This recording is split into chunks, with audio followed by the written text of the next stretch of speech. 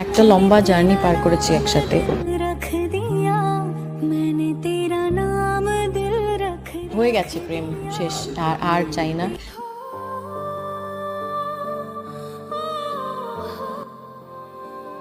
সম্পর্ক বিচ্ছেদের কেটে গেল 7টি বছর।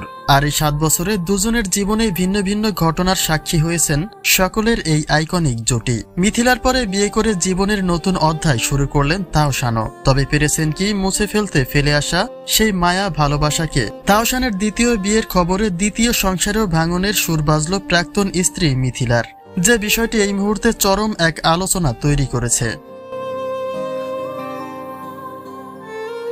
তাওশানের সঙ্গে 12 বছরের সাংসারিক জীবনের ইতি ঘটেছিল তার 2017 সালে। এরপরে 2019 সালে তিনি কলকাতার সৃজিত মুখার্জির ঘরণী হন।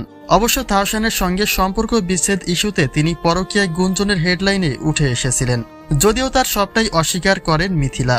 ব্যক্তিগত জীবনে বনিবনা না হওয়ার ইস্যু টেনেই তাওশানের ঘর ত্যাগ করেন আলোচিত এই নায়িকা। কিন্তু দিন শেষে প্রাক্তন স্বামীর দ্বিতীয় বিয়ের খবরে ভাঙনের সুর বাজল মিথিলার সংসারে। সম্পর্ক বিচ্ছেদের পরে অবশ্য 7 বছর একাকিত্ব জীবন কাটিয়েছিলেন তাওশান। অনেকে এটাই মনে করত হয়তোবা মিথিলার জন্যই নতুন সঙ্গিনী আসেনি তার জীবনে, কিন্তু 7 বছর পরে এসে বিয়ে করে যেন মিথিলার সঙ্গে নিজের পুরো গল্পটাকেই ঢেকে দিলেন তাওশান খান। যদিও মিথিলার দ্বিতীয় সংসার হয়েছে আরো 5 বছর আগেই, কিন্তু তবুও তাওশানের গল্পে জড়িয়ে রয়েছেন তাওশানের হারিয়ে যাওয়া সেই অনামিকা। অন্যদিকে তাওশানের দ্বিতীয় বিয়ের খবরে মিথিলার দ্বিতীয় সংসারে ভাঙনের সুর তুলেছে নেটিজেনরা।